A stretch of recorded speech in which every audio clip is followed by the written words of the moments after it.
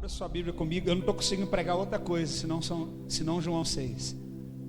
Vocês que vieram quinta, não fica achando, o pastor não está orando, não tem palavra mais. Não, é porque Deus só está falando isso comigo.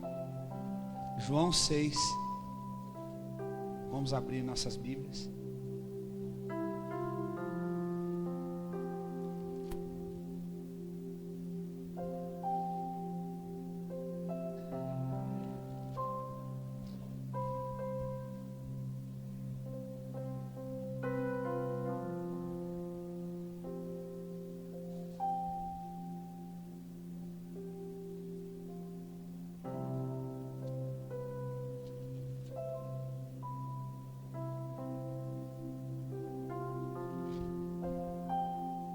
Amém?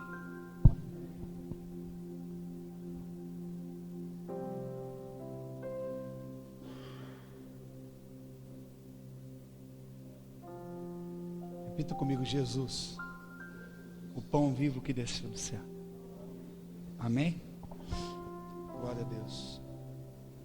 Aqui em João 6, nós começamos a ler e nós aqui nos deparamos com a multiplicação dos pães. Eu queria ler todo o texto, mas a gente levaria muito tempo. E eu sei que eu acredito que todo mundo conhece esse texto, né? Está aqui uma multidão que Jesus, ele teve que sair para fora da praia, daquela margem, e entrar com um barco dentro da água. Tamanha era o número de pessoas que seguiam Jesus. Talvez no ministério de Jesus, durante esse tempo de ministério tão curto que ele teve aqui na terra no início, foi um dos primeiros momentos onde se culminou numa multidão, né, acrescida e acrescentada para ouvir a Jesus. Nós associamos muito que um ministério de sucesso ou eficaz é um ministério onde que esse ministério ele é um ministério de sucesso pela quantidade de pessoas que dão crédito àquilo que ouvem, né? Esse pelo menos é o nosso entendimento. E nós vemos aqui que uma grande multidão acompanha Jesus, ele segue a Jesus. E Jesus então tem a ideia de entrar no barco e recuar o barco nas águas, para que aquela multidão à frente dele, imagina-se uma praia, Jesus ele entrando no mar da Galileia, e ali ele pregando para aquela multidão, e a multidão ali maravilhada, ouvindo as palavras de Jesus. Todas as vezes que na Bíblia multidão começa acima de 5.000 homens, eles não contavam nem crianças nem mulheres. E se nós formos contar então crianças e mulheres, são muito mais do que 5.000, porque sempre tinham muitas crianças naquela época, muitas mulheres também, e homens adultos que eram contados. Então nós acreditamos aqui uma grande multidão realmente acompanhando a Jesus Cristo, né? E Jesus, ele vê que aquela multidão tem fome, e então ele pediu no verso 10 que a multidão se assentasse, né?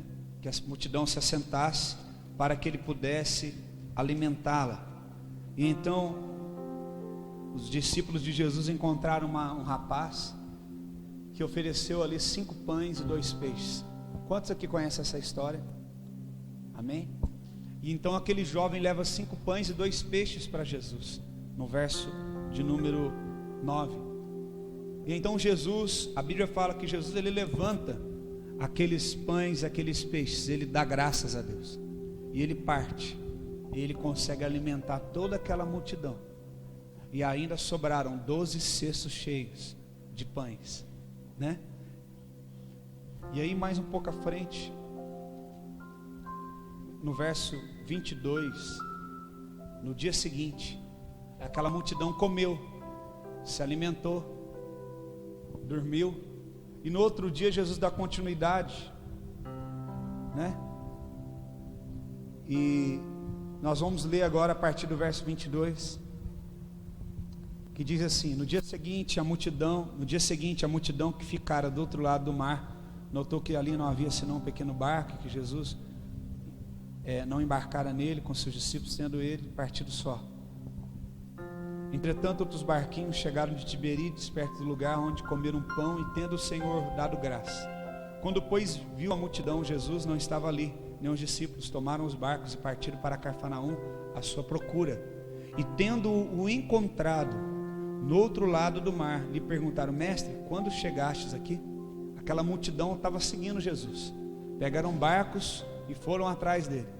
E respondeu-lhe Jesus: em verdade digo, vocês me procuram não porque viste sinais, mas porque comeram dos pães e ficaram satisfeitos.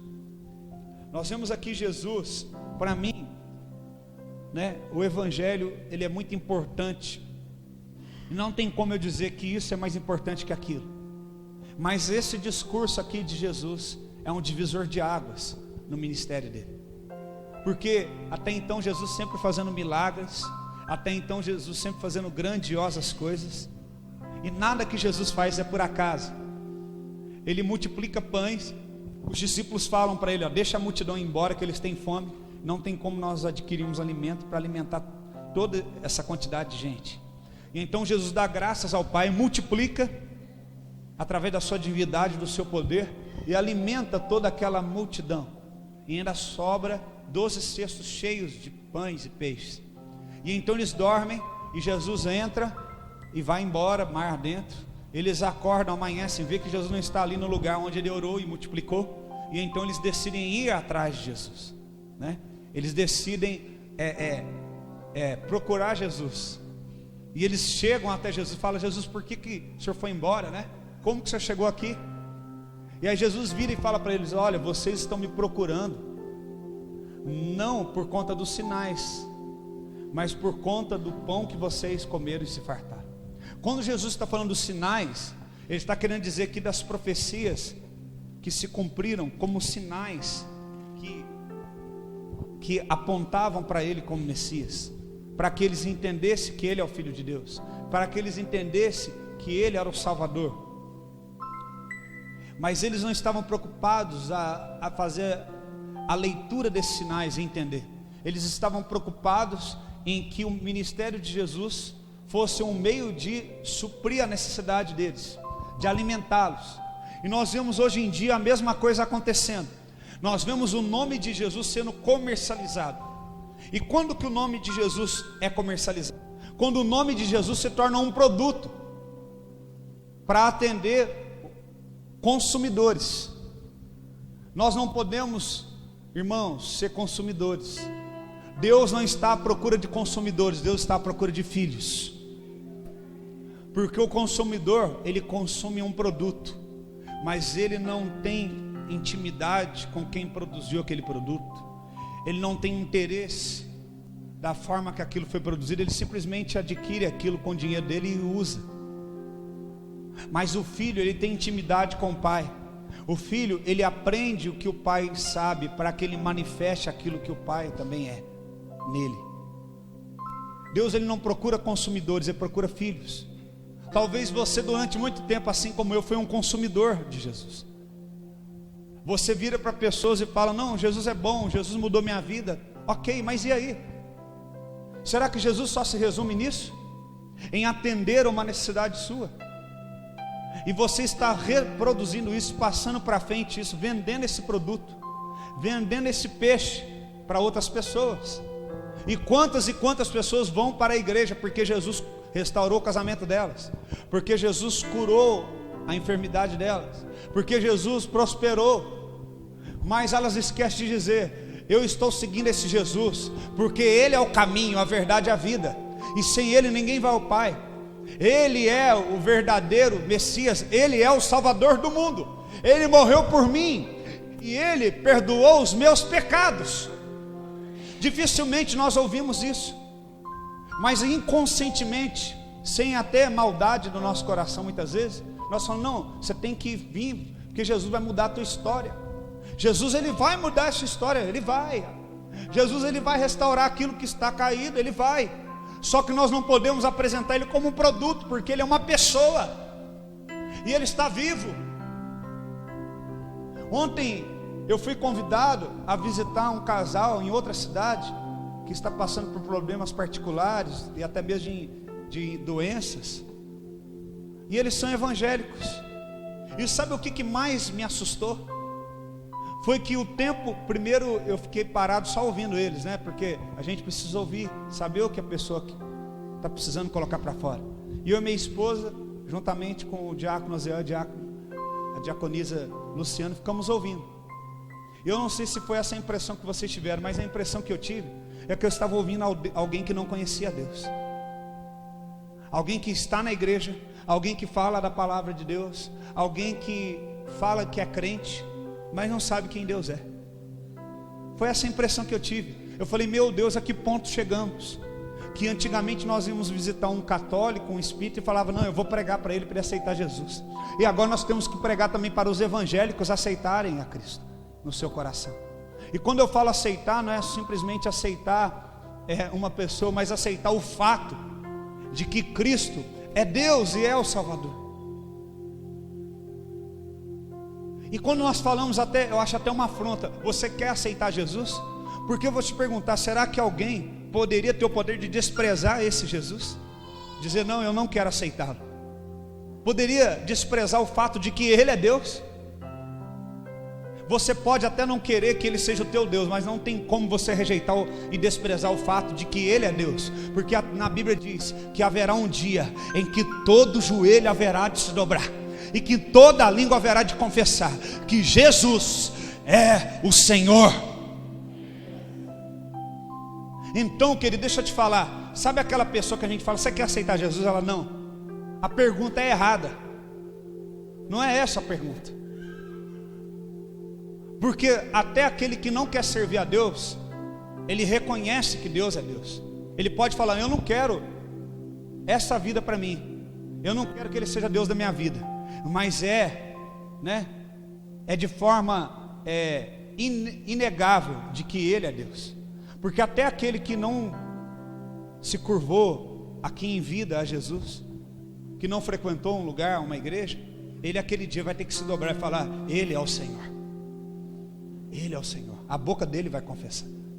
Então, todos nós temos que aceitar o fato de que Cristo é o Senhor, de que Cristo é o Salvador. E então eu ouvi aquela família, eu falei, eles estão perdidos. E eles estão com um problema pessoal, que a filha está na UTI. E o irmão falando aquilo que eu acho que a maioria de nós já falamos. Ele falou, pastor, eu orei e Deus está mudando tudo. Eu falei, como é que você orou? Eu orei, se Deus, eu determino que essa situação mude. Ele falou assim, Deus, onde já se viu acontecer isso comigo? Eu sou um dizimista. Eu vou na igreja. Eu falei assim, irmão, fica tranquilo, porque a sua filha, ela já está curada. Eu nem vou orar para ela ser curada, nós vamos orar para glorificar a Deus. Ela já está curada. Mas eu já entendi o propósito que eu vim aqui. E agora eu vou falar. E eu preguei tudo aquilo que o Espírito Santo colocou no meu coração. No final, o marido e a esposa estavam chorando. E a minha esposa falou que escutou ela falando assim para a mãe dela, mãe, você tinha que estar aqui comigo. Você tinha que estar sentado aqui. E a mãe dela é evangélica também. Ela falou, por quê? Ela falou, porque está tudo errado na nossa vida. Nós precisamos entregar a nossa vida para Deus. Eu falei, irmão, com muito respeito, eu não te conheço, mas deixa eu te falar, você está errado. Quem determina alguma coisa não é você. Quem determina a tua vida é Deus. Então você nunca diga para aquele que determina todas as coisas e diga, eu determino isso. Não, diga para ele, eu me rendo à tua vontade. Eu confio em ti. Você crê que Deus ele tem o melhor para sua filha? Sim, então se renda à vontade desse Deus. Pare de fazer campanhas. Pare de achar que isso é porque alguém da tua família fez alguma coisa de errado. Isso é maldição do seu pai que passou para você. Vai ler João 9, quando aquele menino que era cego de nascença está andando, e os discípulos falam, quem pecou? Veja só, irmãos, que primeiro para nós levantarmos uma casa na rocha, nós temos que derrubar a casa que foi construída antes. Nós estamos vivendo um tempo em que as paredes têm que ser derrubadas para que outras paredes sejam levantadas. Então Jesus vira e fala, peraí, Jesus ele não falou isso, mas eu entendo que Jesus olhou e falou, quem disse que alguém tem que se pecar para alguém ficar doente? Irmão, todo mundo aqui está sujeito a ficar doente. Eu não quero que você fique doente, você não quer que eu fique doente. Mas nós podemos ficar doentes, sabe por quê? O nosso corpo ele é mortal. Existe uma coisa que foi Tudo foi revogado na cruz, mas só existe uma coisa que vai ser revogada depois da primeira morte, que é o quê? A glorificação do teu corpo. Enquanto você não, a obra de Cristo será completa em nós quando nós morrermos, passarmos dessa vida para outra. E a primeira morte todo mundo vai passar, mas aquele que passou da morte em Cristo agora passa da morte para a vida, e ele recebe um novo nome, ele recebe um corpo glorificado, e este corpo não vai ficar doente. Quantos estão entendendo? Jesus tem poder de curar, sim ou não? Deixa eu te falar, se Jesus não voltar, vou falar uma coisa pesada para você entender, que eu entendo e creio nessa palavra. E eu falei isso para eles lá, minha esposa foi curada de câncer. Mas deixa eu te falar, se Jesus não voltar antes disso, um dia ela vai morrer, irmãos. Isso é fato. Não tem como eu me iludir. Um dia ela vai morrer, eu não sei do que. E eu também não sei do que eu vou morrer. Se ela vai primeiro ou se vai ser eu. Eu não tenho medo de morrer, irmãos. Eu não tenho. Eu nem penso nisso. Eu penso em viver cada dia para o meu Deus.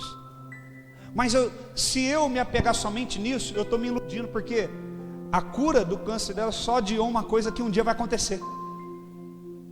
Mas se a minha esperança estiver só nisso, eu sou um homem miserável.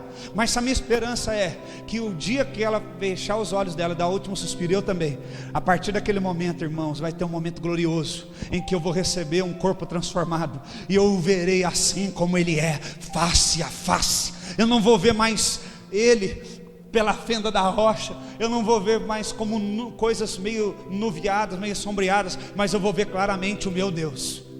E que glória que vai ser, irmãos, esse dia. Eu não estou dizendo que nós devemos ser crentes suicidas, dispostos a querer morrer e dizer, não, vem e me mata, não. Mas que quando chegar a nossa hora, nós tenhamos esse sentimento.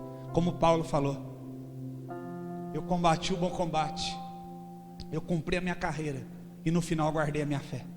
Deixa eu te falar, o combate todo mundo vai ter que enfrentar. Nessa vida todo mundo tem lutas. Uma carreira, uma caminhada, todo mundo vai ter que percorrer. Mas a diferença é que se no final da carreira e da batalha você conseguiu conservar o mesmo, perseverar a sua fé. Talvez existem batalhas que você enfrentou que minaram a tua força e você perdeu a fé. Todo mundo que está aqui nessa vida vai ter uma caminhada. Todo mundo que está aqui vai ter que enfrentar batalhas. Mas nem todos que estão aqui nesse lugar hoje, no final dessa trajetória, vão ainda ter a fé. O meu desejo é que todos tenham. É que depois das batalhas, é que depois de uma longa caminhada, ainda você possa dizer, eu estou indo, mas eu guardei a minha fé. Por isso que a Bíblia diz em Apocalipse, ao que vencer. Ao que vencer. No mundo vocês terão aflições, mas crede em mim, eu venci o mundo. Eu venci. Em Apocalipse ele fala, ao que vencer. Sabe como que você vence o mundo? Não se tornando como ele. Sabe como que você vence o mundo? Não permitindo que o mundo te torne um incrédulo, te torne um insensível. Você vê o que o mundo quer fazer conosco?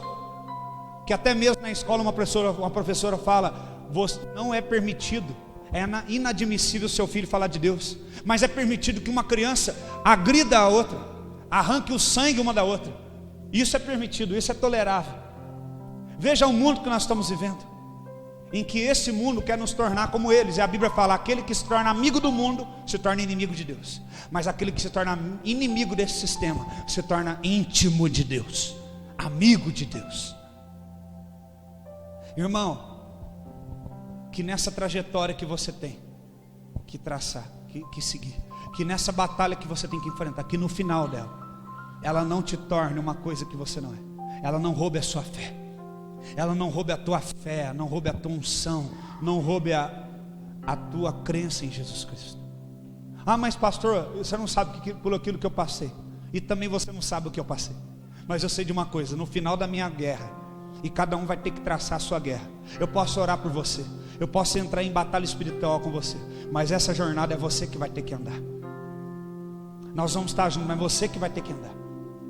Mas eu vou te dizer, meu irmão, o meu desejo é que no final dela você permaneça o mesmo, você se conserve puro, porque foi essa a oração de Jesus.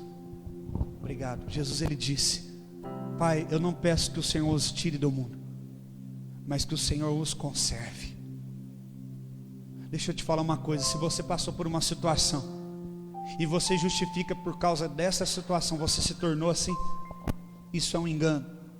Deixa eu te falar, situações não têm o poder de nos tornar alguém que nós não somos. Situações têm o poder de revelar quem realmente nós somos. Sabe qual é o nosso problema? Que A, B e C, fulano, ciclano, fizeram maldade para nós, sim. Fizeram coisas ruins para você e para mim. Só que deixa eu te falar uma coisa: se você paga o mal com o mal, isso prova que você também é mal.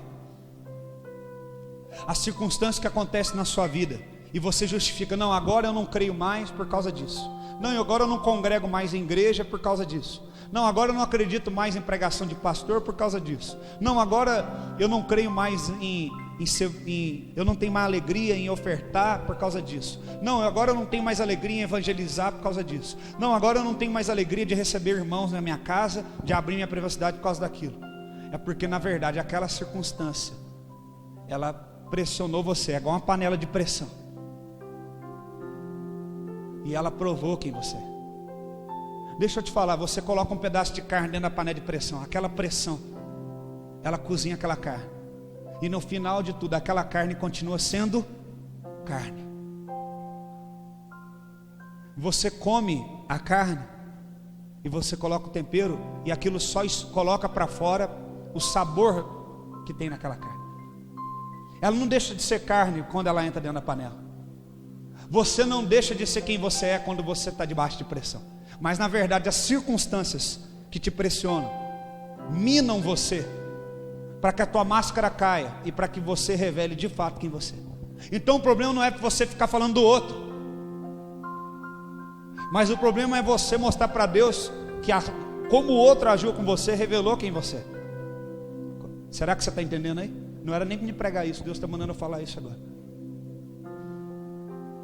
Veja só que quando Caim matou Abel, ele tentou se justificar, e Deus falou para ele: o pecado bate na porta do teu coração, cumpre a você, compete a você ceder a ele ou não. Veja só que quando Eva pecou, Adão jogou nas costas dela: foi a mulher que o Senhor me deu. Não, a culpa de Eva ter pecado não foi por causa da mulher que Deus deu para ele.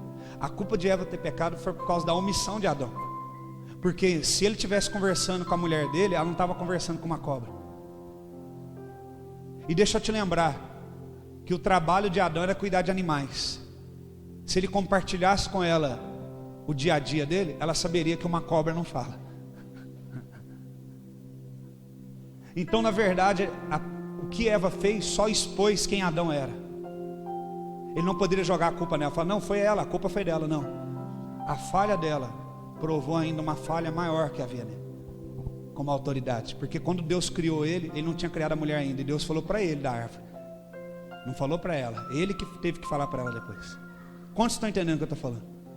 Então deixa eu te dar uma palavra: não é o que fizeram com você, mas é o que você fez com o que fizeram com você. Vamos repetir isso? Não é o que fizeram comigo, mas é o que eu fiz, mas é o que eu decidi fazer com aquilo que fizeram comigo. E você pode dizer: eu não tenho opção. Você tem, porque Jesus falou que ame o seu inimigo. Ele te deu uma opção.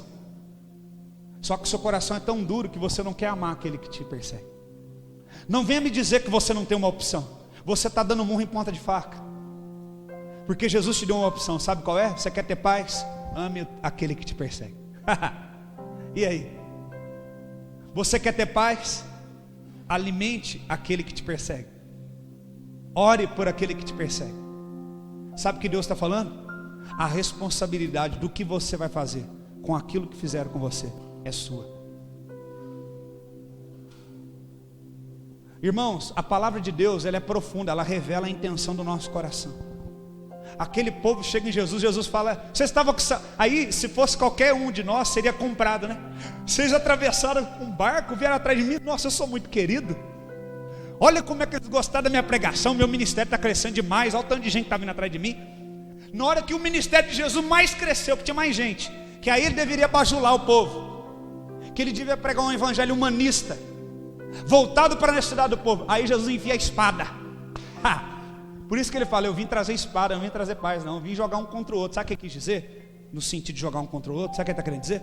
Eu vim tirar a sua máscara, e você vai deixar de ser hipócrita, político, de bater no ombro do outro. Agora você vai ter que pôr para fora quem você é, meu querido.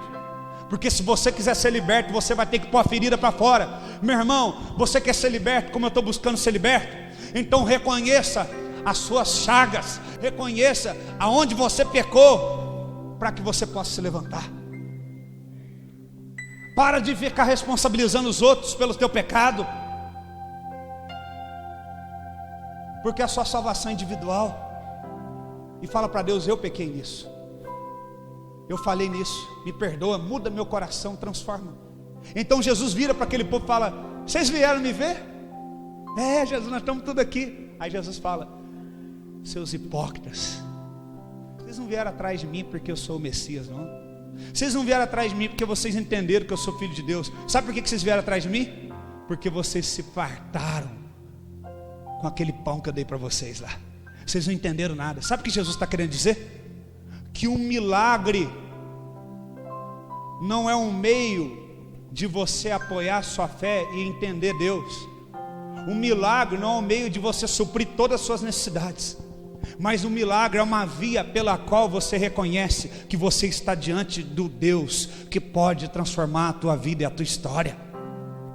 E nós vemos uma igreja hoje atrás de milagres, e não atrás do Deus de milagres. Nós vemos uma igreja hoje humanista, faixas e mais faixas, propagandas e mais propagandas. Se você quer o culto da vitória, tem o culto da vitória. Se você quer o culto da quebra de maldição, tem o de quebra de maldição. Se você quer o culto só de casais, é só de casais, só de mulher, só de homem. Tem produtos para você adquirir, porque o importante é que você compre esse produto que está na prateleira. Pastor, mas se está errado, por que então as pessoas são curadas? Eu vou te responder de uma forma muito simples, através daquele texto que Jesus diz: naquele dia muitos vão dizer: em teu nome eu expulsei demônios, em teu nome eu curei enfermos. E eu vou dizer: apartai-vos de mim, porque eu não te conheço. Por que não conhece? Só lê 1 João capítulo 5. Aquele que é nascido e quem é nascido e gerado de Deus? Aquele que crê em Jesus é nascido e gerado de Deus. Só é conhecido por Deus aquele que crê em Jesus. E aquele que crê em Jesus é gerado e nascido de Deus. Então é filho de Deus. E Deus o reconhece como filho e fala: não mexe com ele não, porque esse aqui é meu filho. E naquele dia no julgamento vai falar assim: vem para o lado do meu pai, vinde bendito do meu pai, que eu te conheço, você foi gerado de mim e nascido de mim. Então sabe o que isso quer dizer? Que o serviço não substitui a verdade absoluta do Evangelho. É isso que quer dizer. Nenhum serviço pode justificar. Não, eu estou fazendo em nome de Deus, mas se uma alma for salva já vale a pena. Deixa eu te falar, no Evangelho verdadeiro, os fins não justificam os meios, não. Tudo tem que ser santo, tudo tem que ser para a glória dele. Olha o que eu vou te ensinar. É tanta coisa que eu devo ler uns 3 dias para pregar tudo que Deus está falando para mim aqui. A palavra de Deus fala aqui: dele, olha aqui para mim, dele, por meio dele e para, são todas as coisas. Repita de novo: dele, por meio dele, como se fosse uma ponte, como se ele fosse o acesso. Então vamos falar bem alto: dele, por meio dele. Deixa eu te falar, só pode ser dele o que a gente faz, e só pode voltar para ele o que a gente faz, se for por meio dele. Sem ele, não tem como ser dele ou para ele. Não tem como. São 3, a palavra fala de 3 vias. Tudo que você tem nas suas mãos é dele, e no final para ele. O que é isso? Tudo que você tem nas suas mãos, você devolve para ele. E no meio é o que? Tudo que você faz tem que ser por meio dele. O que é isso? Teu casamento tem que ser na palavra, tua vida tem que ser na palavra, teu ministério tem que ser na palavra, tuas decisões tem que ser na palavra, os teus negócios têm que ser na palavra. Não adianta você falar, meu negócio é de Deus, e o pastor vai lá e encharca um óleo em cima do teu negócio. Eu não unjo o carro aqui na igreja. Me desculpe se você veio aqui e queria que eu ungisse seu carro, vai ficar decepcionado comigo. Eu não unjo casa, pastor, vem ungir minha casa. Não, eu não unjo a sua casa, porque Deus não quer estar em coisas, Deus quer estar em você. E quando o ungido estiver em você, tudo quanto você fizer será ungido pelas suas mãos, porque o ungido está dentro de você. Vamos parar de palhaçada, vamos falar a verdade. Chega. Pastor, unge aqui o meu carro. Pastor, unge aqui a minha casa. Meu irmão, quem precisa ser ungido é você. Você precisa, na verdade, ser encharcado pela palavra. Você precisa que Jesus seja impetrado dentro de você. Irmão, vamos parar de palhaçada. E eu vou ungir um envelope, só porque você vai pôr um dinheiro dentro do envelope ungido, vai mudar a tua vida. Isso é mentira, irmãos. A tua vida vai mudar quando a tua postura mudar, quando você se enquadrar na palavra de Deus, quando você parar de procurar a Deus pelo pão que farta você, e procurar Ele por quem Ele é, e não por aquilo que Ele pode te dar. Porque se você procurar Ele por aquilo que Ele tem, você não está preocupado em quem Ele é, e você continuar sendo o mesmo, e vai se justificar, não, mas eu estou certo, porque Deus continua me abençoando, Ele continua enchendo a minha botija, Ele continua me sustentando. Esse argumento furado não vai servir no dia que estiver diante do trono dele. Eles vão olhar e vão falar, quem são estes? Estes são aqueles que lavaram as suas vestes no sangue do Cordeiro. A única maneira de nós entrar lá, meu irmão, é com o sangue dele na gente. É nós entendermos que Ele é o Salvador. Ele não é um produto comercializado em partes. Ele é o próprio Deus que quer reinar e habitar dentro de nós. Quantos estão entendendo? É isso. É isso. Só pode ser dele e para ele, se for por meio dele. Só se for por meio dele. Grava isso na sua mente. Se você gravar isso, você já aprendeu alguma coisa hoje. Tudo tem que ser por meio dele. Você foi ajudar alguma pessoa, você ajudou na emoção, ou foi por meio de Deus? O Espírito de Deus te impeliu para isso. Tudo que você vai fazer tem que ser na direção de Deus. Vou dar um exemplo. Lázaro estava doente. Eu disse, vamos Jesus, anda logo. Jesus olhou, ele está doente, tá, e piorou. Ah, mas não chegou na hora ainda não. Espera. Mas o senhor vai esperar o que? Ele morrer? É justamente isso. Esperou ele morrer e esperou o 4º dia para começar a se feder, para ir lá e falar, sai para fora. Quantos estão entendendo? Aí eu te pergunto, se hoje Deus quisesse ressuscitar uma pessoa, e Deus revelasse para mim, não fala para ninguém, espera a pessoa morrer, e eu tivesse convicção disso, você fala, pastor, vai lá orar pelo meu filho que ele está doente. Eu falo, não, irmão, não chegou a hora ainda não. Você nunca mais pisava aqui. Eu orei, Deus falou que não está na hora ainda não. Muitos pastores têm até sofrido, sabe por quê? O povo quer ser dono do pastor, assim como acha que é dono de Deus, e acha que o pastor tem que fazer as coisas do jeito que ele quer e na hora que ele quer. Eu quero dizer para você que eu não sou uma propriedade que pertence a vocês, eu pertenço a Jesus Cristo. Não me importa o quanto que você tem de dinheiro, o quanto que você pode dar de dízimo, eu não estou nem um pouco preocupado. Eu amo vocês, porque vocês são ovelhas do meu mestre, e ele falou, cuida delas como sendo suas, mas elas são minhas. O meu pai me ensinou uma coisa quando era criança. Ele falava, isso aqui é seu, toma cuidado disso. E raramente, porque meu pai não gostava que a gente usasse nada de ninguém emprestado, mas raramente quando usava alguma coisa emprestada, ele falava, tome mais cuidado ainda, porque isso não é seu. Eu aprendi com meu pai da terra, que quando eu uso algo de alguém, eu tenho que cuidar mais ainda, ter mais zelo do que se fosse meu. E eu aprendi com meu pai do céu a mesma coisa, que eu devo cuidar de vocês, que são ovelhas dele, como sendo minhas, mas não são minhas, só estão sob o meu cuidado. Então, irmãos, eu não posso tratar vocês como crianças mimadas que pedem para mim, pastor faz isso, pastor faz aquilo. Eu preciso fazer aquilo que Deus quer que eu faça na tua vida, no tempo dele, porque essa igreja só vai ser dele e para ele, se nós fizermos tudo por meio dele. Ele tem que ser o meio. O meio não pode ser a minha vontade ou a sua. O meio não pode ser a minha necessidade ou a sua. O meio tem que ser a vontade soberana de Deus. É por meio dele que as coisas têm que acontecer. E é isso que Jesus está colocando aqui no lugar, aqui nesse texto. Olha só, vocês vieram atrás de mim, mas não vieram por meio de mim, porque vocês vieram para suprir uma necessidade de vocês. E aí Jesus começa então a falar do pão que desceu do céu, né? Vamos continuar. Quantos estão comigo aí? Diga amém. Vocês estão entendendo? Vocês estão meio assim, assustados? E aí, continuando aqui, Jesus começa a pregar, e ele diz, no verso 53, capítulo 6, verso 53, eu estou pulando, mas você pode confiar em mim, que eu não sou aqueles pastores que pregam falsidades. Você pode ler na tua casa, tá? Seja um bereano, leia tudo na sua casa, veja que o que eu estou falando está dentro de um contexto.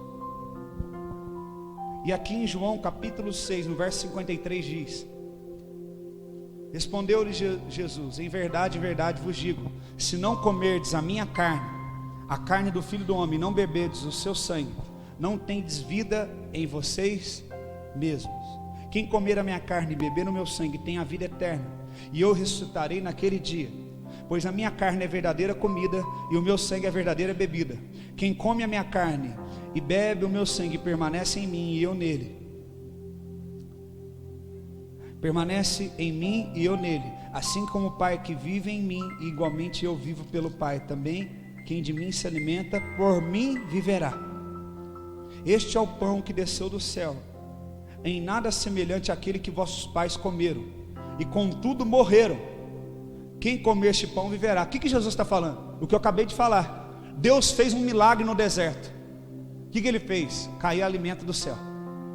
Isso é um milagre? Sim ou não? Sim. Mas qual é o maior milagre do que esse? Do que alimentar o povo no deserto? É dar a salvação para aquele povo depois da morte. Jesus está querendo falar o quê? Eles comeram aquele pão, que é um milagre, mas depois disso eles morreram. Então por que você busca o milagre e não busca ele como Salvador? A minha esposa foi curada de câncer, mas ela vai morrer. Eu fui curado de pneumonia dupla quando eu era criança, pequenininha, e eu vou morrer um dia, se Jesus não voltar antes disso. E aí? Se eu me apoiar só nesse milagre e não apoiar nem em Jesus, o que adianta? Jesus está falando, eles comeram aquele pão, que foi Deus que mandou, é milagre, só que depois eles morreram. Mas quem comer do pão que eu tenho para dar não vai morrer, vai viver. O que Jesus está falando, irmãos? Ele está falando do tema central do Evangelho, que é o quê? Cristo. O tema central do Evangelho é Jesus Cristo. Eu não estou falando aqui que Deus não tem poder de curar, não é isso, ou de fazer milagre. Mas o que eu estou querendo dizer, que isso é uma maneira de Deus se manifestar para atender uma necessidade temporária em você, e uma necessidade por conta do pecado. Mas existe algo que será eterno em nós, e que ninguém pode roubar, que é a nossa salvação. Aleluia. Será que você tem alegria pela tua salvação? Será que você é grato a Deus por Ele ter salvado você? Eu vejo pessoas contando milagres que Deus fez com uma alegria, e não vejo com a mesma disposição alguém falando, eu era pecador, eu ia para o inferno e chorando, Jesus me salvou. Eu não vejo. Eu creio que essas pessoas não entenderam ainda que maior que um milagre, o maior milagre é Jesus. E muitas vezes nós cantamos coisas sem entendimento, e eu já cantei isso também. Eu pedi perdão para Deus, eu cantava direto essa música, direto. Eu cantava, o melhor de Deus ainda está por vir, o melhor de Deus ainda está por vir, o melhor de Deus. Eu não sabia, eu era um tolo, eu não sabia o que eu estava cantando. Era legal, nós pulava. Eu falei, aí eu entendi que o melhor de Deus já veio, é Jesus. Porque a palavra de Deus diz, aquele que não poupou nem o seu próprio filho, não nos dará juntamente com ele as outras coisas. Primeiro é ele, depois as outras coisas. Sabe essas coisas que ocupam a sua mente, que você fica preocupado? Quantos vieram no culto hoje receber a sua bênção? Eu não vim receber minha bênção, eu vim aqui ver a face dele. Eu vim aqui ver Jesus, porque ele é a maior bênção que eu posso receber. Se eu tiver ele, as outras coisas serão consequências, me serão acrescentadas. Nós acostumamos o povo, irmãos, a vir para a igreja como pedintes. Você já parou num ponto, num sinal onde tem um pedinte? Você pode parar todo dia lá e dar uma moeda para ele. E se num dia que você parar 3, 4 vezes no mesmo dia, ele vai pedir 3, 4 vezes, ele vai contar a mesma história para você, vai pedir de novo. Sabe por quê? Porque ele não vai reconhecer você. Sabe por quê? Porque ele não olhou para o teu rosto, ele olhou para as tuas mãos. Um mendigo, ele tem interesse naquilo que você pode oferecer. Ele não tem interesse em quem você é. Aquela moeda na tua mão é resultado de um trabalho de honestidade por alguém que você é. E ele quer o resultado daquilo. Ele não quer se livrar de ser mendigo, ele não quer se tornar como você. Ele quer ter o fruto do resultado de quem você é. E o que vai libertar aquela pessoa das cadeias dela é você contribuir com ele, além do pão diário, é contribuir com ele o caráter que você tem, a pessoa que você é. É isso que Deus quer fazer conosco. O pecado nos destruiu, o pecado nos deteriorou, e Jesus mandou, o Pai mandou o Filho, Jesus Cristo, para que Ele manifestasse o reino, para que nós também aprendêssemos. E Ele falou: vocês ainda não viram o Pai? Os discípulos: não. Como que vocês dizem que não viram o Pai, se vocês estão vendo que eu e o Pai somos um? O que Jesus está querendo dizer? Se vocês olham para mim, vocês vêm para o Pai. Por quê? Porque tudo que eu faço é exatamente o caráter que o Pai tem. Sabe quando o mundo vai ver Cristo, irmãos? Quando eles olharem para nós e nós estivermos fazendo exatamente aquilo que Deus faz, sermos exatamente aquilo que Deus é. Vamos parar de buscar o pão que é perecível, e vamos comer do pão que é incorruptível. Quando Jesus está falando aqui: aquele que beber do meu sangue, ele tem parte comigo. Essa palavra sangue, no original, eu pesquisei ontem, aqui na nossa Bíblia, que eu já indiquei para alguns, e alguns adquiriram. E a palavra sangue aqui, o verbo sangue, no original significa sangue da expiação. O que Jesus está querendo dizer aqui? Ele está querendo dizer: parem de olhar para os milagres, parem de olhar para as tradições judaicas, e agora só vai permanecer em mim. Eu só vou estar em você e você em mim, se você entender o que a morte na cruz fez por você. Se você entender que a minha morte expiatória foi suficiente para que você fosse perdoado. É isso que Jesus está falando aqui para o povo. Vocês estão atrás de tantas coisas. Se vocês entendessem o que será a conquista na cruz, o que ela vai entregar para vocês, que não vai ser necessário mais reconstruir templo, que não vai ser mais necessário sacrificar animal nenhum, que não vai ser necessário mais menorar, que não vai ser necessário mais arca. Aonde está a arca da aliança? Eu não quero saber da arca da aliança, eu quero saber de Deus. Eu quero ver Deus, eu não quero saber da arca que Deus um dia morreu. É legal, é bom, mas eu não quero saber, eu quero ver Ele. Eu não quero ver as obras da mão dele, eu quero ver Ele. Porque ainda quando Ele descansou no 7º dia das obras das suas mãos, Ele ainda assim era Deus, irmãos. Lá em Gênesis, quando Ele descansou das suas obras, Ele ainda assim era Deus, ainda assim reinava, e ainda assim tinha beleza. Eu quero contemplar Ele, eu quero fazer aquilo que nós cantamos hoje: mostra-me tua beleza, quero ver tua face, Deus. E nós cantamos 3 vezes: lindo, lindo, lindo, porque o Pai, o Filho e o Espírito Santo. Glória, glória, glorioso tu és. Não tem coisa melhor do que desfrutarmos da presença de Deus. Havia uma mulher que estava chorando, adorando a Deus, porque ela desejava muito um filho. E aquele homem passou, aquele um que era um profeta, não entendendo isso, falou: ela está bêbada. Nós estamos vivendo dias, irmãos, em que a nossa entrega ela é mal interpretada pelos outros. Não, você está orando demais. Não, você está exagerando. Não é assim também não. O quanto mais nós decidimos de buscar Deus em espírito e em verdade, nós vamos ser julgados por isso. Porque vivemos um tempo de escárnio, de apostatar da fé. Pessoas que apostam da fé, pessoas que comercializam o nome de Deus. Deus é maior do que tudo isso, meus irmãos. E Ele está falando: você quer permanecer em mim? Você quer estar em mim? Esquece de tudo que fizeram com você, esquece das tradições, só lembra de uma coisa, daquele sangue que foi derramado naquela cruz por você, e que no final Jesus falou: Tetelestai, está feito, acabou. Sabe o que significa? Não há nada mais que possa ser feito, porque aquilo que necessitava de ser feito para que eu e você fôssemos livres, já foi feito por Ele. Nós não precisamos fazer campanha, nós não precisamos colocar fitinha e ficar no nosso braço até apodrecer, nós não precisamos de óleo ungido, de aliança ungida, não precisamos de nada disso, nós só precisamos dEle, porque tudo foi consumado por Ele na cruz. Aleluia. Toda esse fardo, essa culpa que que está carregando, já foi levada por Ele na cruz. Arranca esse fardo dos teus ombros, que a religião colocou, porque esse fardo Ele já carregou por você e por mim. A religião faz isso porque ela quer manter você ocupado e ela quer ter controle sobre você, mas Cristo veio para que você fosse verdadeiramente livre. Então utilize bem a liberdade que você tem, porque agora você tem uma responsabilidade. Não é livre para fazer o que você bem entende ou o que você quer, não. É livre para viver para Ele. Quantos estão entendendo? A palavra de Deus diz aqui no verso 60, estou terminando já, que muitos dos seus discípulos, tendo ouvido essas palavras, disseram. Eu estou aqui, irmão, fragmentando, porque não vai dar tempo de eu falar tudo que Deus compartilhou comigo.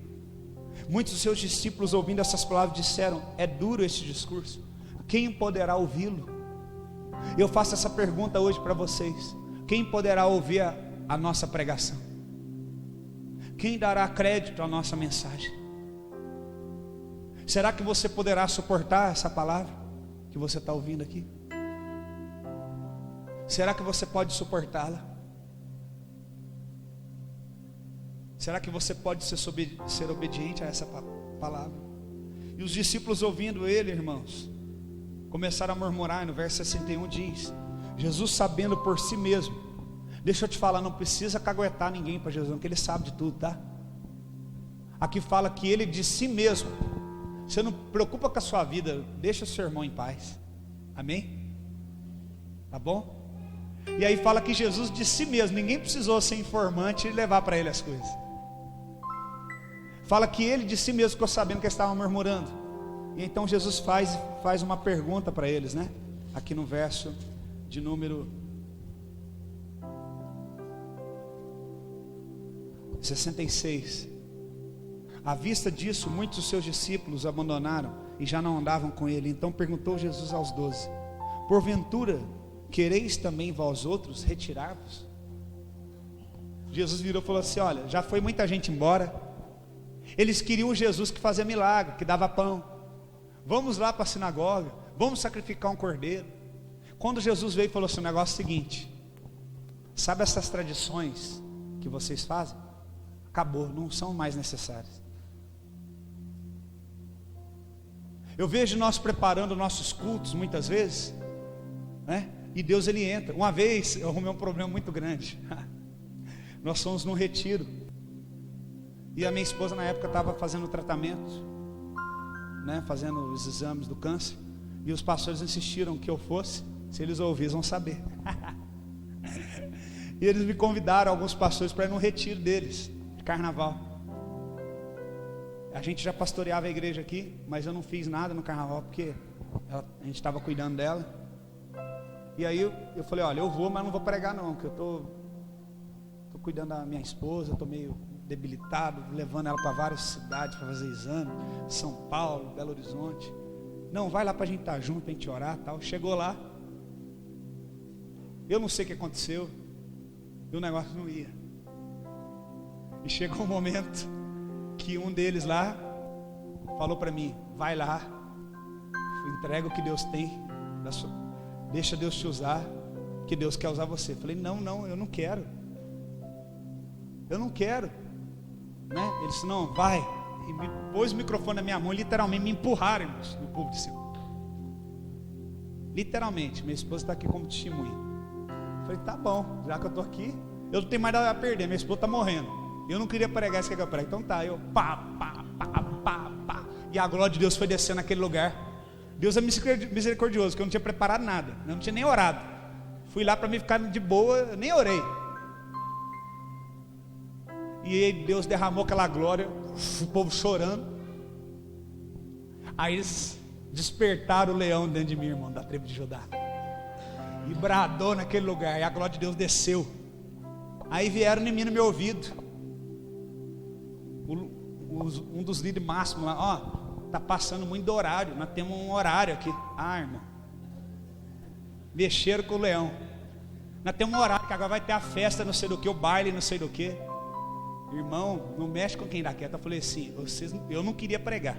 Tirei o microfone e o pau quebrando, adoração, o povo chorando. Como é que eu vou falar? Acabou.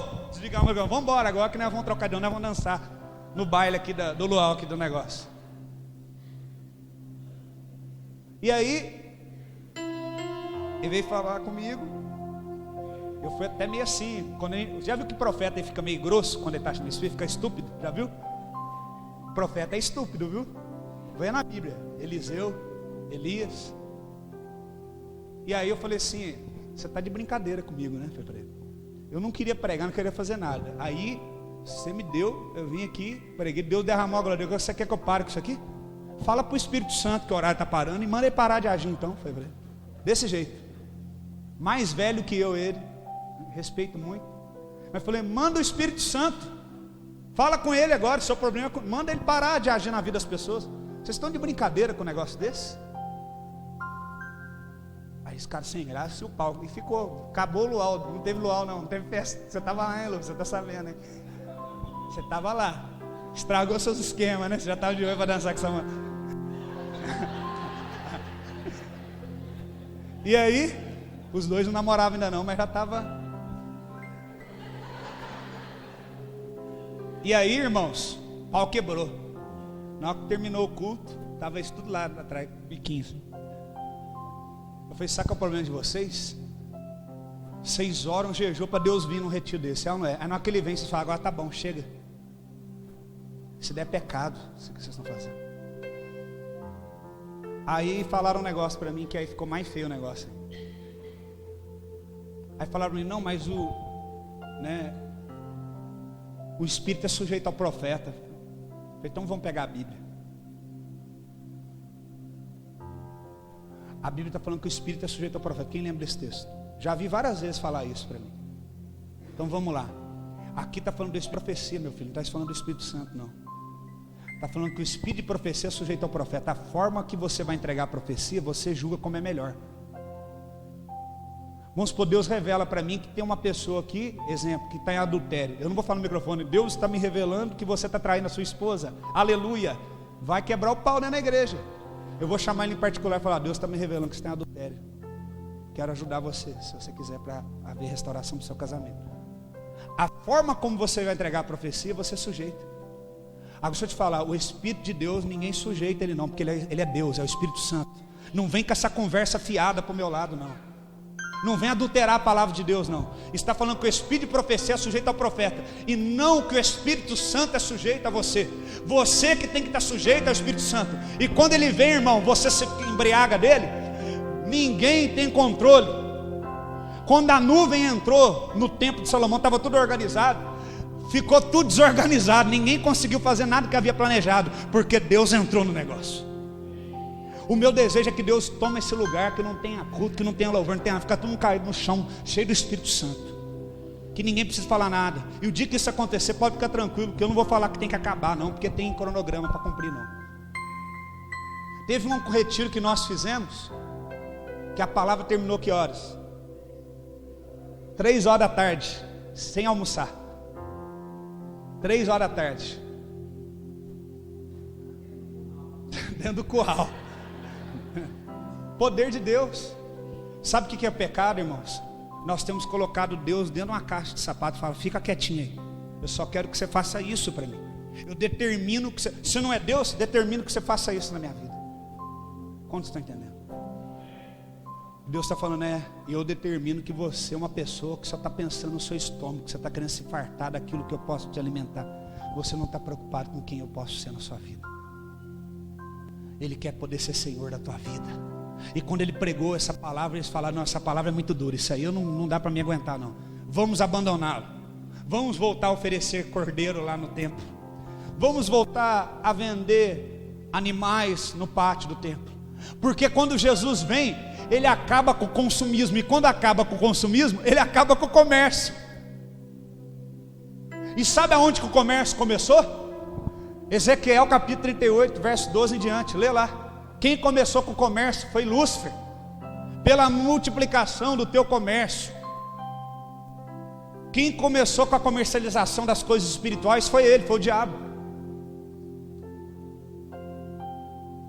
Como que você acha que ele conseguiu convencer os anjos aí com ele? Começou a oferecer, comercializar as coisas de Deus que não são dele. Eu não tenho poder e não tenho autonomia para comercializar algo que não é meu, é de Deus. A palavra é dele, a igreja é dele, o Espírito é dele, o louvor é dele, a palavra é dele, a glória é dele, tudo é dele, por meio dele e para ele. Aleluia. E aí Jesus fala: vocês querem ir embora também? Aí eu pergunto para vocês que começaram até o curso de membresia hoje, chegou agora, né? Vocês querem ir também? Dá tempo? Há tempo de vocês ir. Aí a resposta de Pedro é diferente das respostas que nós ouvimos. Muitas pessoas falam: não, aí falaram para onde nós iremos, nós só tu tem as palavras de vida. Mas não está falando para onde. Para onde significa você sair de um lugar e mudar para outro. Se você sair de uma igreja e vir para cá com a mesma mentalidade, nada vai mudar na tua vida. Porque o problema não é onde, o problema é com quem você está. E Pedro respondeu: para quem eu vou? Porque só o Senhor tem as palavras de vida. Pedro entendeu que mais ninguém além dele poderia oferecer o que Jesus lhe ofereceu: vida. Não é para onde você vai, meu irmão, é para quem você vai. Saia da religião e vai para Jesus. Saia debaixo do jugo do homem e vai para Jesus. É para quem? Pedro respondeu: para quem que eu vou? Sabe o que Pedro estava respondendo com isso? Nenhum vínculo humano pode ser maior do que o meu vínculo com o Senhor. O meu vínculo com o Senhor é inquebrável. Ah, mas eu gosto tanto daquele irmão, eu vou ficar caminhando com ele, porque eu gosto muito dele, eu tenho uma dívida com ele. Mas ele deixou de falar de Jesus? Deixou. Então quebra com ele, irmão. Quebra a aliança. Ah, mas fez meu casamento. Ai, consagrou meu filho.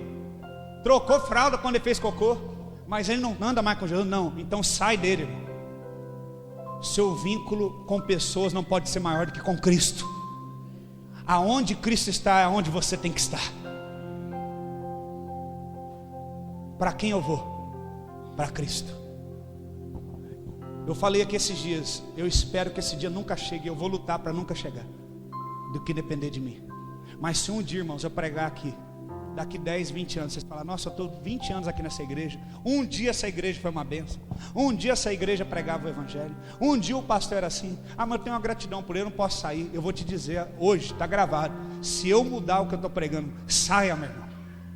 Porque se eu mudar o que eu estou pregando, é porque eu também mudei para quem eu estava. Eu digo para você: saia. Mas em nome de Jesus, que esse dia não chegue, que eu esteja sempre nele. Então não é para onde você vai, é para quem. Porque se você mudar de lugar, mas continuar sem ele nada do que foi feito se fez. João capítulo 1, versículo 3. Se não tiver ele, nada do que foi feito não tem propósito, não tem utilidade.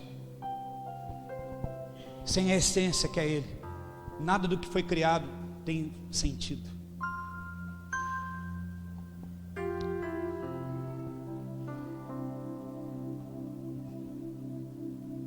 Você tem fome e sede de quê? A palavra de Deus fala: bem-aventurados vocês que têm fome e sede de justiça, porque serão saciados. Você tem fome e sede de quem? O que tem saciado a tua fome? Talvez você não está chateado com esse ministério porque ele prega coisas que são contra a palavra de Deus. Você está chateado porque você não fez parte daquilo que está acontecendo. Eu conheço pastores que saíram de denominações e mesmo assim não deram certo, porque eles saíram não porque não estavam de acordo com o que estava falando lá, mas eles saíram porque eles não tiveram uma oportunidade lá. A motivação era errada. A palavra de Deus nos diz em Salmo 34, verso 8: provai e vede que o Senhor é bom. Repita comigo: provai e vede que o Senhor é bom. Provar não no sentido de você colocar Deus à prova, não no sentido de você testar Deus, Samuel, Salmos 34, verso 8, mas no sentido de você experimentar Deus. Você só sabe se Deus é bom quando você experimenta Ele, quando você alimenta dele. Por isso que Ele fala que nós temos que beber do sangue e comer da carne, que é o que? Comer da palavra que nos remete ao sacrifício de Cristo na cruz, o corpo dele que foi moído pelos nossos pecados, o sangue expiatório dele que foi derramado por nós. Você tem que provar Deus, você tem que experimentar, você tem que trazer Deus para dentro de você. Por isso que lá em João 1 diz, já estou acabando, irmãos, João 1 diz, no verso 14: e o verbo se fez carne e habitou entre nós, cheio de graça e de verdade, e vimos a sua glória. Só pode ver que ele tem graça, que ele tem verdade e glória, quando ele se fez carne. Os homens só puderam ver a glória de Deus, a graça de Deus, a verdade de Deus, quando Jesus se encarnou. A glória de Deus só será vista na tua vida, no teu ministério, a verdade de Deus, quando a palavra de Deus se tornar verdade em você, e você obedecer o que nela diz. Em 1 João 1,3 diz: todas as coisas foram feitas por intermédio dele, e nada do que foi feito sem ele se fez. O que é isso? Sem ele, aquilo que foi criado é como se não havia sido criado. Não há propósito, precisa ter ele para funcionar. João 15,7 diz: se vós permaneceres em mim. João 15,7.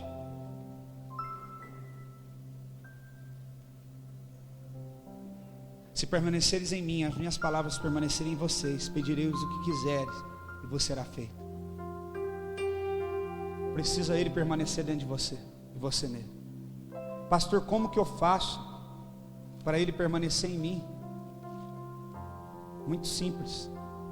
João 6,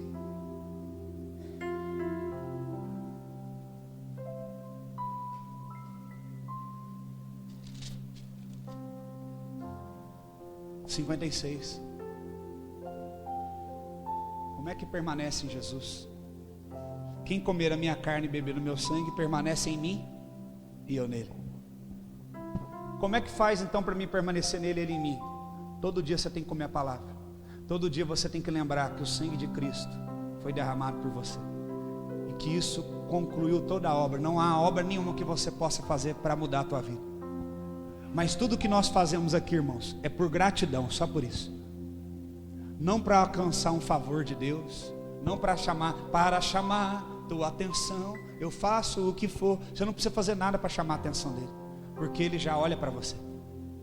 Você só precisa ter gratidão por ele e fazer tudo que você faz por gratidão.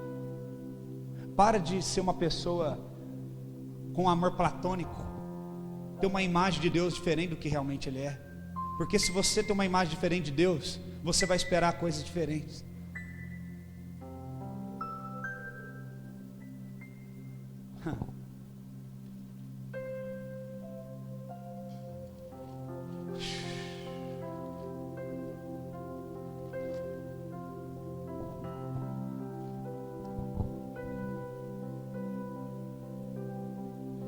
Apocalipse, capítulo 2. Vocês estão comigo ainda? Por que é necessário o culto demorar? Porque para tirar a toxina que está dentro de você, irmão, precisa dar um remédio forte. Para tirar a religiosidade que está dentro de você, precisa de um remédio forte, um tratamento intensivo. Nós temos 2 irmãos aqui que trabalham na UTI. Só vai para a UTI quem precisa de um tratamento intensivo. O que é intensivo? Ininterrupto. Porque se deixar, aquela bactéria, aquele vírus toma conta do teu corpo, e aí acaba tudo. Em Apocalipse capítulo 2 diz que capítulo 3, no versículo 20 diz: eis que estou à porta, e se alguém ouvir a minha voz, abrir a porta, entrarei na sua casa, cearei com ele e ele comigo. Jesus aqui de novo está fazendo uma alusão de cear, de comer dele e beber dele. Se você ouvir a voz dele, você abre a porta do teu coração e você ceia da palavra, você come do sangue, você come da palavra, da carne, você se alimenta da verdade. Quem está entendendo? É isso, meu irmão. Vamos ficar de pé para nós orarmos. Só tem mais uma coisa que eu queria ler. Vou ler por aqui mesmo. Por que Jesus falou tudo isso para eles? Olha aqui. No final eu deixei para falar isso. Por que Jesus deu essa palavra tão dura para eles? Você tem que ler João 5 e João 6 inteiro. Sabe por quê? João 6,15 fala: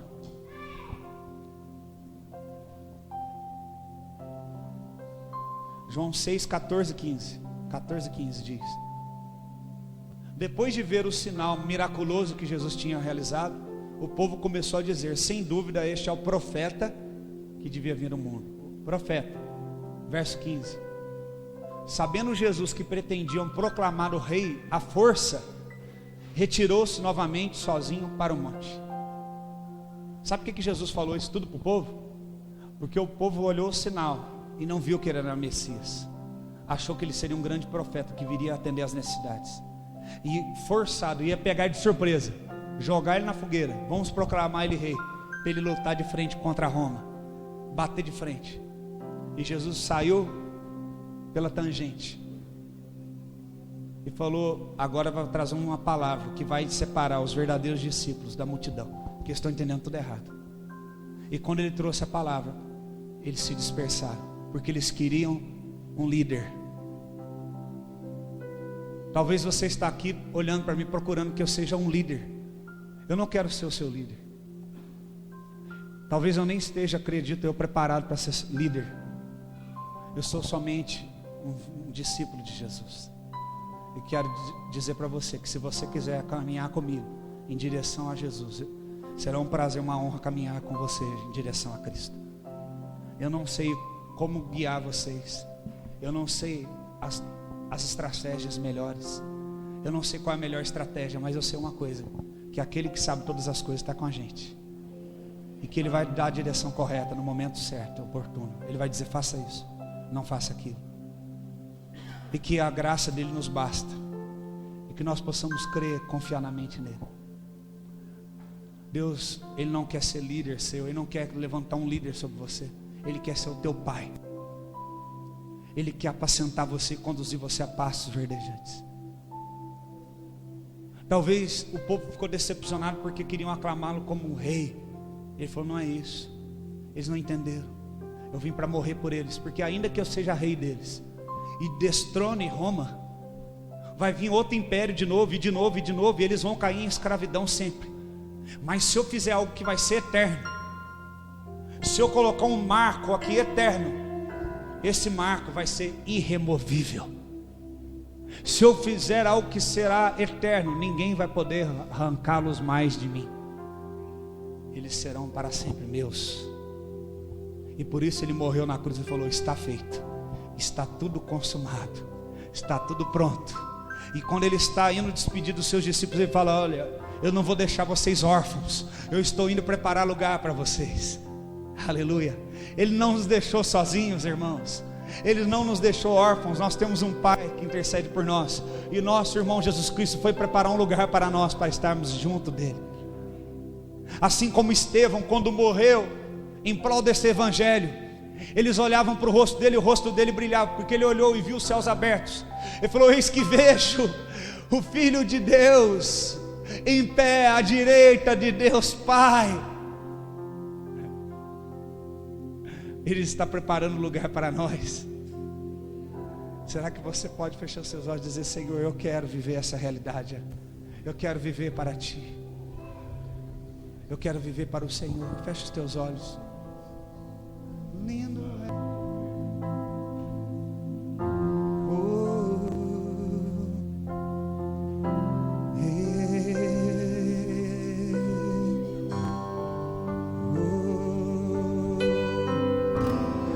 No princípio era o Verbo, que temos visto e ouvimos, Filho unigênito do Pai.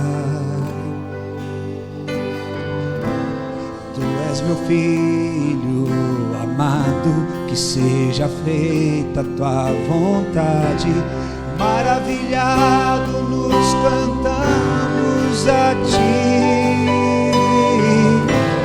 Lindo, lindo, lindo, glória, glória, glorioso Jesus.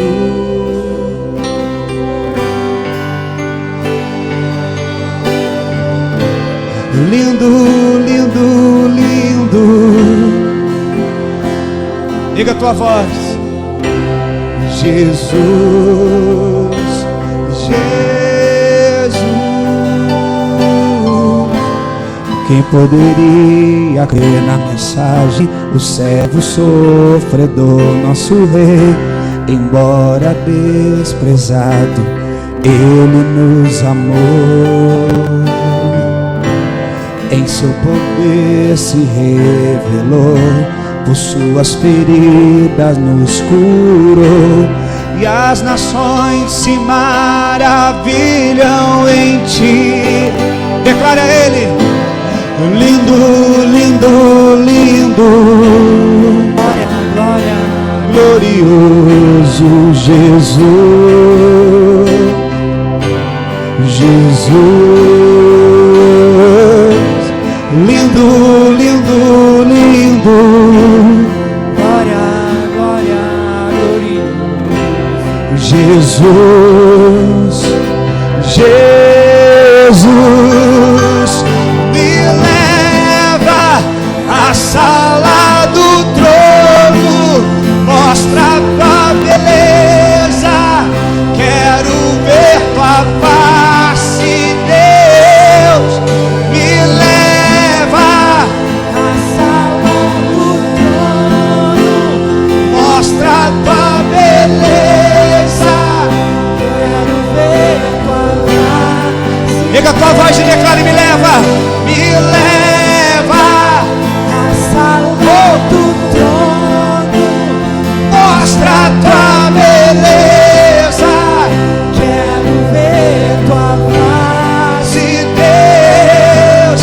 Me leva à sala do trono, mostra a sua beleza, quero ver tua face.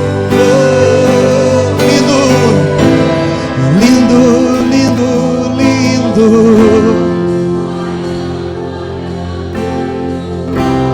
Jesus.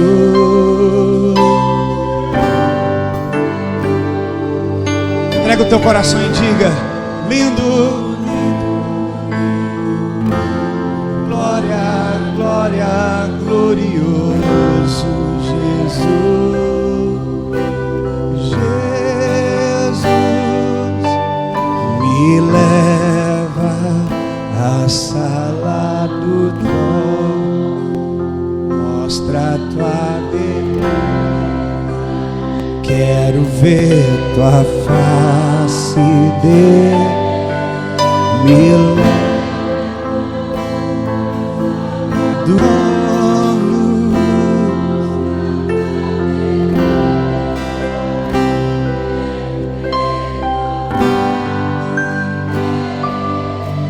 Queremos ver tua face, Senhor. Não queremos como o povo no deserto que se fartou os pães. A tua palavra fala que eles comeram pães e carne até sair pelas narinas, e ainda se diziam que seria melhor que estivessem no Egito, porque eles desprezaram o Senhor, porque eles não entendiam quem era o Senhor. Eles não entendiam o que era ter um pai, ter um Deus, porque eles estavam acostumados a ter um líder, acostumados a ser escravos, enquanto Deus queria que eles fossem livres, uma nação livre, que usufruísse das bênçãos de Deus. Senhor, não queremos desprezar o Senhor, não queremos ser insatisfeitos com aquilo que o Senhor nos dá. Queremos estar completamente, plenamente satisfeitos em Ti, em quem Tu és. Senhor, não queremos que o Senhor vire para nós e diga: vocês não estão me seguindo por quem eu sou, vocês estão me seguindo por aquilo que eu dou para vocês. Vocês estão me seguindo por causa das curas, vocês estão me seguindo por causa da prosperidade, vocês estão me seguindo por causa do pão. Senhor, que nós possamos te seguir por quem tu és, Senhor, por quem tu és. Revela esta verdade hoje para cada um aqui, Senhor. Revela esta verdade, e que caia por terra toda religião, que caia por terra todo sedimento humano, em nome de Jesus. Que o teu Espírito tenha liberdade para agir, que o teu Espírito tenha liberdade para operar, em nome de Jesus que nós oramos. Abençoado seja essa semana, em nome de Jesus.